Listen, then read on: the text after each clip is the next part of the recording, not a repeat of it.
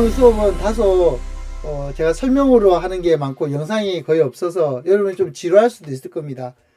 하지만 이게 앞으로 설명하는 거에 기초가 되는 부분이기 때문에 조금 설명적으로 제가 드리는 거니까 이해하시고 조금 지루할 수도 있지만 잘 들어주시기 바랍니다.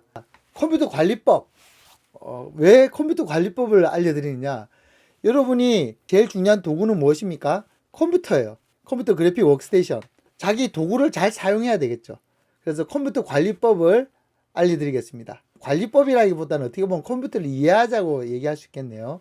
자, 제가 설명할 때 이 그림을 잘 쓰는데, 자, 요리사가 있고, 요리사가 칼질이 있죠.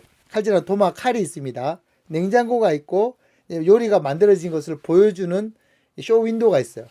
자, 이것을 봤을 때, 여러분 컴퓨터의 구성 요소, 뭐 이렇게 CPU니, 램이니, 뭐 하드니, 뭐 이런 것들 들어본 적 있죠. 자, 이걸 제가 그림을 가져왔는데요. 여기서 CPU는 뭘까요? 램은 뭘까요? 하드디스크는 뭘까요? 자, 답은요, 이렇게 됩니다. 자, 요리사가 CPU입니다. 요리사가. 그리고 도마가 램이라고 볼 수 있어요. 그리고 도마가 크면은 요리하기 훨씬 편하겠죠. 근데 어느 순간 도마가 너무 커서 방만하다. 뭐 적당한 크기를 넘어서는 순간 효율이 별로 달라지질 않겠죠. 자, 요즘은 칼을 갖다 쌍칼, 칼을 4개, 5개, 8개짜리 칼도 있습니다. 요리사는 한 명인데 손을 여러 개 쓰기도 해요. 그 이제 CPU가 여러 개 나눠져 있다고 설명할 수 있는데, 램은 크면 클수록 좋지만은 너무 크면은 약간 오버할 때가 있으면 약간의 그 성능 향상이 안 되기도 합니다. 자, 하드디스크는 냉장고입니다. 냉장고는 크면 클수록 좋은 거죠. 하드는 무조건 크면 클수록 좋습니다. 자, 디스플레이, 쇼윈도우는 모니터라고 볼 수 있습니다. 그래서 여러분들이 컴퓨터를 맞출 때 램이 얼마나 사이즈 될까요? 여러분, 저는 무슨 작업을 먼저 할 건데? 라고 먼저 물어봅니다. 그게 적절한, 가성비가 적절한 컴퓨터를 구성할 때 쓰는 방법, 쓸 때 계산을 해야 되거든요.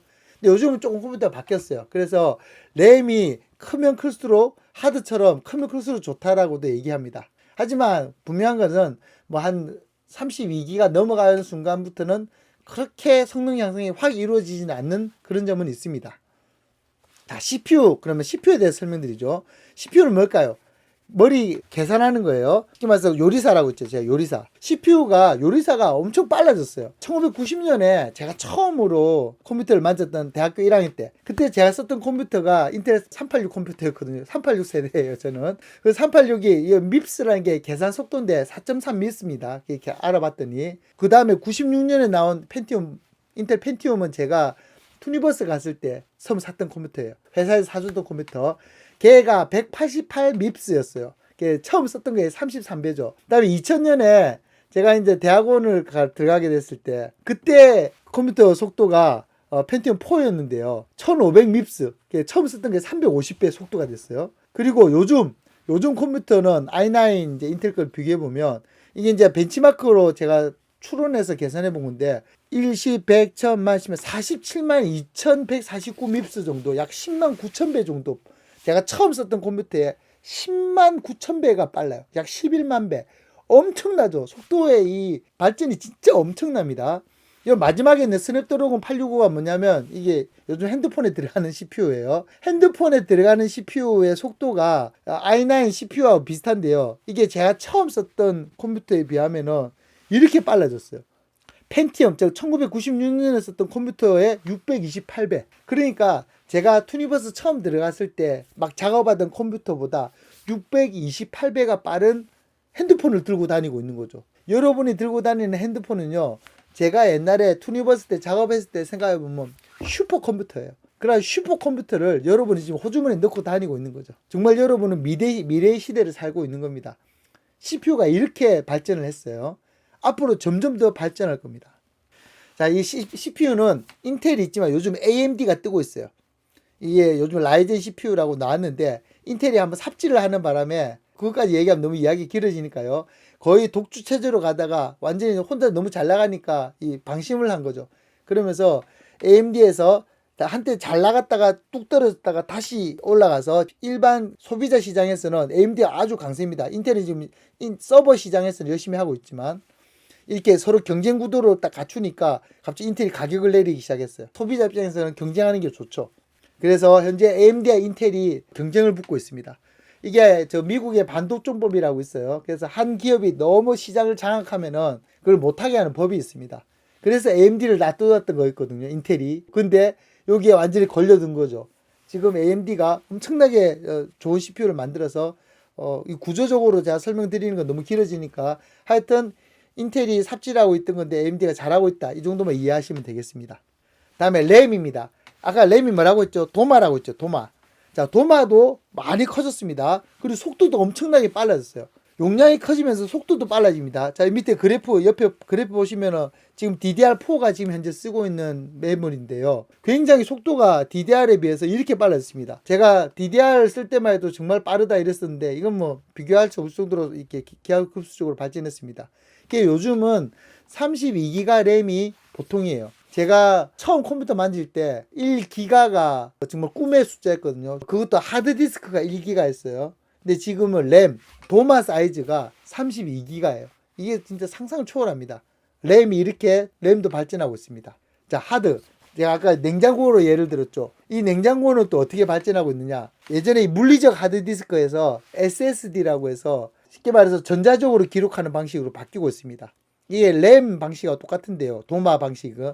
도마에서 그 작업하기 위한 그 도마가 하드디스크에서 같은 방식으로 쓰고 있다고 보시면 됩니다. 이게 더 중요한 거는 뭐냐면 이 하드는 물리적인 하드는 쉽게 말해서 이 레코드판에 레코드 이 기기가 읽는 그런 거거든요. 그러면 이게 읽다가 탁 부딪히면 튀겠죠. 이게 에러가 납니다. 그래서 컴퓨터는 작동될 때 충격을 가하는 게 엄청나게 위험한 거예요. 근데 SSD는 이런 물리적인 게 없어요. 다 전자적으로 바뀌었어요.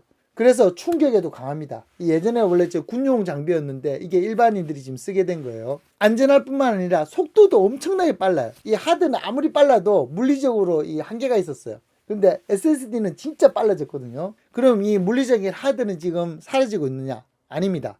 하드는 오히려 용량이 엄청나게 늘어났어요. 그래서 요즘은 이렇게 헬륨 하드를 써가지고 6TB 막 이런 하드, 막 10TB 이런 하드가 나오고 있습니다. 그래서 SSD와 하드디스크가 이렇게 각각 역할이 바뀌었어요.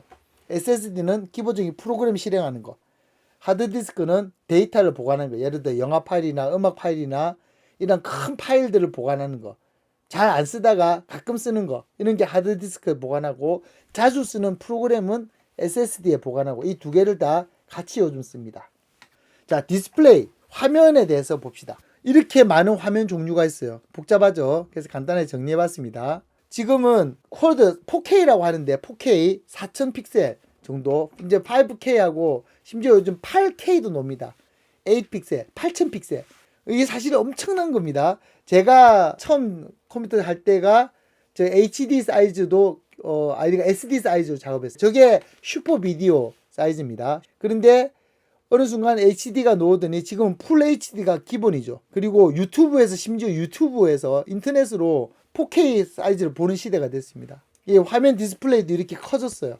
자, 화면 디스플레이가 커지면은 작업 공간이 커지니까 훨씬 더 여유롭게 작업을 할 수 있겠죠. 이 부분도 여러분들이 굉장히 혜택을 받고 있는 부분입니다.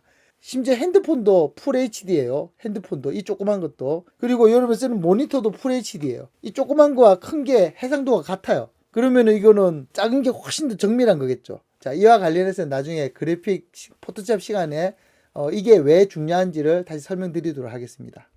자, 그러면 CPU와 램과 하드와 디스플레이를 설명했는데 갑자기 보조 요리사가 한 명 나타났어요. 이게 GPU라고 하는데요. 이 보조 요리사는 옛날에는 없어서도 됐었어요. 근데 어느 순간부터 이 보조 요리사가 되게 중요하게 됐습니다. 이 GPU가 뭐냐면 바로 그래픽 카드를 얘기합니다. 화면이 커지다 보니까 이 큰 화면을 빨리 디스플레이 하는 거, 그리고 요즘 또 3D가 되게 중요하게 됐거든요.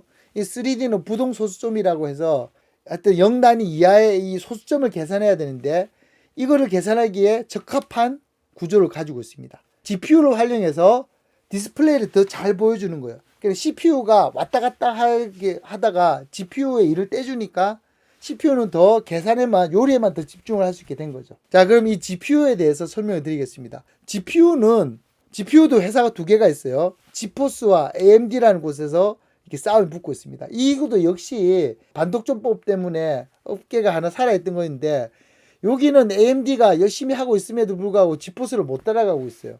이 지포스가 거의 뭐 업계에 꽉 잡고 있습니다. 그 업계 표준이라고 보면 돼요. 이 AMD가 ATI를 입수하면서 조금씩 잘하고 있는데, 그럼에도 아직 좀 CPU 시장에서는 탁 떴는데 GPU 시장은 아직 뜨지 못하고 있습니다. 자, 이렇게 경쟁 구도라는 거. 자, 그럼 GPU는 과연 무엇인가? CPU와 GPU의 차이점을 설명드리자면요. CPU는 복잡한 계산을 갖다가 잘 한다고 보면 됩니다. 근데 GPU는 단순한 계산을 하는 거예요. 아까 화면을 디스플레이 하는 게 GPU라고 했죠. 보조 요리사. 이 GPU 하는 일은 단순 반복입니다. 단순 반복. 즉 그래픽 해상도, 디스플레이는 아까 해상도를 점점 키워간다고 했죠. 그래서 풀 HD 정도 되면은 1920에 1080인데 1920개의 점을 갖다 표시를 해야 되는 거예요. 이게 이 점 하나의 색깔과 다음에 이 점이 어떠한 구조를 표현할 건지 이 점 하나하나를 쫙 다 계산을 하는 건데 되게 단순 반복이라는 거죠. 그와 반면에 CPU는 여러 가지 음악을 플레이하거나 그림을 그리거나 이런 거에 대한 다양한 연산을 해야 됩니다. 그래서 CPU와 GPU는 계산 구조가 다릅니다. 그러다 보니까 GPU는 계속 단순 반복이기 때문에 계속 확장합니다. 계속 단순히 붙이기만 하면 되는 거예요. 집적도만 높이면 되는 거예요. 그러다 보니까 이 GPU는 계속적으로 발전을 하고 있어요. 근데 CPU는 이 CPU 구조가 복잡하다 보니까 어느 순간 한계에 머물러 가지고 이걸 병렬 구조로 놔도 그렇게 속도가 많이 안 빨려지고 있어요. 그러다 보니까 요즘은 이 두 개가 합쳐진 게 또 나왔습니다. 그래서 APU라는 프로세서가 나왔어요. CPU와 GPU를 합치고 또 나아가서는 GPGPU라고 있는데 GPU가 CPU를 돕는 거예요. 그래서 요즘 핸드폰 있죠, 핸드폰은 이 CPU와 GPU가 합쳐진 APU예요. 그래서 훨씬 더 이 핸드폰이 아주 요즘 컴퓨터 성능을 아주 뛰어넘는 아주 그러한 복잡한 계산을 CPU가 해야 될 계산과 GPU가 해야 될 계산을 다 같이 해내면서 잘 처리를 해내고 있는 거죠. 좀 복잡하죠, 그죠? 자, 이거를 설명드린 이유는 교수님 제가 왜 그런 컴퓨터 구조를 알아야 되죠? 이렇게 질문하시는 분 있을지 모르겠는데 추후에 제가 설명할 때 이걸 바탕으로 해서 설명할 거기 때문에 지금 기초적인 부분을 설명을 드리고 있는 겁니다. 자, 요즘 최신 GPU, 최신 그래픽카드의 성능이 어떻는지, 최신 그래픽카드 요즘 이제 3000 시리즈가 나왔는데요.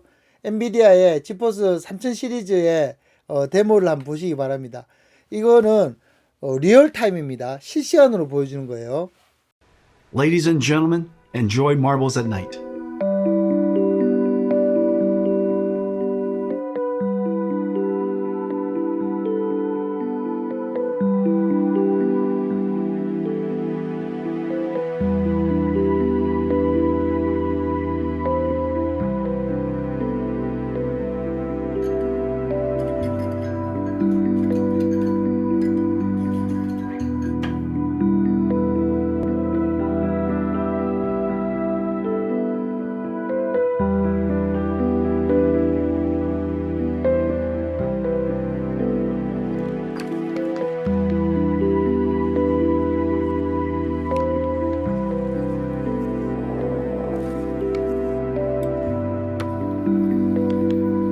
Marbles is entirely path traced. No rasterization, all real time. There are hundreds of area lights, including spherical area lights. There's no pre-baking, everything is dynamic. The depth of field is film quality and beautiful.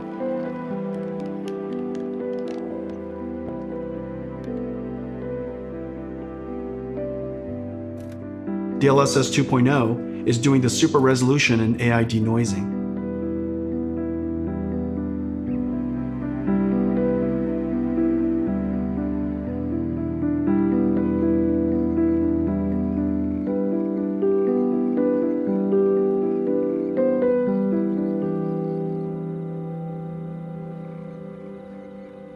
자, 엄청 멋진 영상이죠. 이게 대단한 것이 다시 한번 말씀드리지만 리얼타임이라는 겁니다. 실시간은 뭡니까? 여러분 게임 해보신 분 아시겠지만 게임할 때 내가 조작하는 대로 움직이죠. 조작하는 대로 움직입니다. 그러니까 즉 1초에 30장이 보여줄 때 화면이 움직이게 되죠. 영화는 1초에 22장이지만 보통 1초에 30장이라고 얘기하고요. 게임에서는 더 부드럽게 보여주기 위해서 1초에 60장 또는 뭐 120장, 120프레임까지 얘기를 합니다. 그러니까 내가 여기서 여기까지 움직일 때 내가 이렇게 움직여라고 딱 명령을 내리면 한 장의 그림을 1초에 120장의 그림을 만들어내 가지고 쫙 보여주는 거죠. 이게 얼마나 엄청난 기술이냐면요. 제가 처음 시작했을 때 투니버스에 처음 시작했을 때 그때 컴퓨터로는 한 장의 그림을 HD가 아니라 SD 사이즈로, 자, 그림을 놓고 설명하겠습니다. SD 사이즈로 렌더링을 한 장 거는데 막 1시간 걸리고 심지어 2시간 걸리고 그랬어요. 한 장을 렌더링 하는데, 한 장을. 그래서 한 장을 렌더링 하는데 그래 걸렸으니까 하루 종일 렌더링 걸면은 1초짜리 영상이 나오는 거예요. 그러니까 그때는 랜더팜이라고 해서 컴퓨터 여러 대를 쫙 갖춰놓고 렌더링 거는 농장인 거죠. 그렇게 해서 여러 대 컴퓨터를 돌립니다. 그래서 뭐 5초, 10초짜리 영상을 만들어냈었어요. 그런데 지금은 풀 HD 사이즈의 이미지를 1초에 30장을 렌더링을 거는 겁니다. 1초에 30장. 그게 리얼타임 영상이라는 거죠. 1초에 30장을 렌더링 하면은 내가 1위로 움직여 하면은 1초에 30장을 쫙, 내가 1위로 움직여 하면 1초에 30장을 쫙 이렇게 렌더링을 걸어서 내 눈앞에서 마치 쫙쫙 움직이는 것처럼 보여주는 거죠. 여러분이 게임을 할 때 그 게임 영상이 얼마나 엄청난 하드웨어 스펙을 요구하는 건지 좀 이해가 되십니까? 원래 그거 한 장 렌더링 하는데 옛날에 2시간 걸렸다니까요. 한 장을 이미지를 만들어내는데. 왜냐면 빛을 계산해서 빛이 그림자가 나오고 다음에 그림자 뒤에 반사가 일어나고 이걸 다 계산을 해가지고 그림을 그려내거든요. 그런데 이거를 세상에 1초에 30장, 심지어 요즘은 120장을 1초에 그려내는 거예요. 풀 HD 사이즈로. 진짜 엄청난 발전입니다. 저는 요즘 게임, 발전된 게임 성능을 볼 때마다 진짜 깜짝깜짝 놀래요. 진짜 엄청나구나. 그런 생각을 많이 합니다. 여러분들 진짜 슈퍼컴퓨터를, 핸드폰도 요즘 그런 기능 있잖아요. 뭐 리얼타임으로 게임 하죠, 그죠? 슈퍼컴퓨터를 들고 다니고 있다고 생각하시면 됩니다. 여러분 쓰는 컴퓨터도 진짜 옛날 같으면 진짜 기상청에서 쓰는 슈퍼컴퓨터하고 똑같다고 보시면 돼요. 자, 이제 메인보드가 있는데요. 이게 이제 컴퓨터 조립할 때 쓰는 건데, 여러분 뒤에 컴퓨터 뒤에 보면 꼽는 단자가 있죠. USB 단자들. 자, 이 단자들이 있는 게 바로 메인보드입니다. 자, 이 메인보드 위에다가 CPU를 딱 꽂고 GPU, 그래픽 카드를 딱 꼽으면은 키보드 세팅이 됩니다. 자, 거기에 하드디스크 연결하고 케이스를 딱 씌우고 파워 서플라이라고 있어요. 그리고 CPU가 열이 나지 않도록 이런 쿨러를 답니다. 왜냐면 반도체는 열이 많이 나거든요. 그래서 컴퓨터가 열을 식혀주는데 이게 오래 쓰면 먼지가 껴요. 쿨링이 잘 안 되겠죠. 오히려 담요를 덮어놓은 것처럼 되니까. 그래서 여러분들이 컴퓨터 관리법을 하나 알려드리면, 가끔 여러분들이 컴퓨터에서 잉 소리 난다고 해요. 그러면은 에이 이거 뭐지? 이러면서 컴퓨터 고장났다 뭐 이런 사람 있잖아요. 컴퓨터가 잉 소리 나는 거는 실제로 컴퓨터가 고장난 게 아니고 컴퓨터에 이 쿨링 팬이 고장이 난 겁니다. 근데 왜 잉 소리 나다가 컴퓨터 툭 꺼지느냐? 쿨링 팬이 고장이 나면 냉각을 못 시키겠죠. 반도체의 가장 적이 뭐냐? 스파크 합선과 열입니다. 너무 뜨거워지면 얘가 계산을 못해요. 그러면서 번아웃 돼버리거든요. 쉽게 말해서 서버려요. 심지어는 안에 타버리기도 합니다. 100도 이상 넘어가면서 엄청 뜨거워요. 팬이 고장나면 팬이가 얼마 하지도 않아요. 5,000원, 6,000원, 뭐 만원 해봐야 비싼 거 2만원 뭐 이러는데, 그거 안 고쳤다가 잉 소리 날 때까지 뒀다 나중에 서버렸다 그러면은 몇십만원, 몇백만원짜리가 날아가 버리는 거죠. 그래서 컴퓨터에 잉 소리가 난다? 팬이 고장난 겁니다. 팬을 빨리 갈아야 됩니다. 팬은 소모품입니다. 팬을 갈고 다음에 이런 쿨러들에 먼지가 끼지 않도록 깨끗하게 청소하는 것 매우 중요합니다. 그래서 저는 컴퓨터 수리할 때 또 뚜껑 열어보면요, 그 집의 상태를 알 수가 있어요. 뭐 어떤 집은 담배 냄새 나기도 하고, 어떤 집은 먼지가 꽉 끼어 있기도 하고, 어떤 집은 깨끗하기도 하고. 깨끗하면은 아, 이 집은 정말 청소를 열심히 하는 집이구나. 먼지 꽉 끼어 있으면 아, 구석에서 별로 청소를 안 했군. 이렇게 생각을 하는 거죠. 자, 파워 서플라이가 있습니다. 파워를 공급하는 겁니다. 그래서 파워는 심장 깨끗한 전기를 공급해야 되기 때문에 비싸면 비쌀수록 좋습니다. 물론 적절한 가성비가 있지만, 그런 메인보드라든지 그래픽카드, CPU가 되게 수명을 잘 쓸 수 있습니다. 수명대로. 그래서 파워는 비싼 걸 사야 됩니다. 자, 이렇게 조립을 하는데요. 자, 이렇게 지저분하게 조립하면 보기 싫죠. 그래서 조립 잘하는 분, 또 비싼 재료를 써서 이렇게 깔끔하게 수냉 쿨러까지 써서 조립을 하기도 합니다. 이렇게 조립을 부탁하게 되면 조립비를 따로 받죠. 맥킨토시가 있어요. 맥킨토시는 일반 PC와 달리 이렇게 이미 조립을 할 필요가 없이 딱 조립이 다 돼서 나오는 완제품이기 때문에 이렇게 깔끔하게 나옵니다. 더구나 이런 형태도 나왔죠. 아주 밥통처럼 생긴 것도 나오고요. 요즘은 또 이런 형태도 나왔어요. 아주 멋지게 생겼죠. 안에 보면 깔끔합니다. 굉장히 비쌉니다. 저 모니터 저 대만 거의 100만 원이에요. 모니터 대만. 모니터 이거 따로 사야 돼요. 하여튼 애플은 자기만의 하드웨어와 소프트웨어를 만들기 때문에 완벽하게 하드웨어, 소프트웨어가 하나로 된 이런 딱 깔끔한 제품을 만들어냅니다. 그러다 보니까 이런 브랜드 가치를 가지고 또 비싸게 가격을 책정할 수가 있는 거죠. 반면에 PC는 막 조립을 하다 보니까 이렇게 지저분하게 이렇게 만들기도 하는 거죠. 하지만 또 조립 잘하면 깔끔하게 만들어내기도 하죠. 자, 그래서 컴퓨터 관리법 간단하게 설명을 드리면요. 아까 제가 하드디스크 설명해서 말씀드렸죠.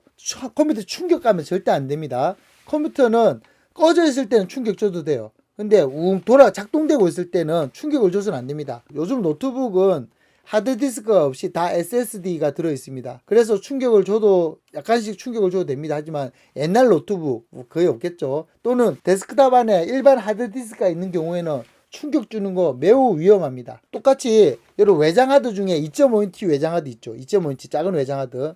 이 작은 외장하드도 굉장히 위험합니다. 왜냐면 윙 돌아가면서 이렇게 인식을 하는 건데 윙 돌고 있는데 툭 떨어진다고 해보세요. 그러면 탁 튀겠죠. 당연히 그게 스크래치가 갔어요. USB는 가면 어떨까요? USB도 조심해야 돼요. 뺐다 끼울 때 스파크가 일어나요. 그래서 이 USB도 뺐다 끼울 때는 제일 좋기는 컴퓨터를 껐다가 끼우고 컴퓨터를 켜고 이래야 되는데 이게 사실 그렇게 쓰는 사람 별로 없겠죠. 그래서 저는 USB는 중요한 데이터는 넣고 다니지 마라. 날아갈 거 감안해서 들고 가라는 얘기까지 합니다. 자, 이렇게 컴퓨터 관리법을 간단하게 설명을 드렸습니다.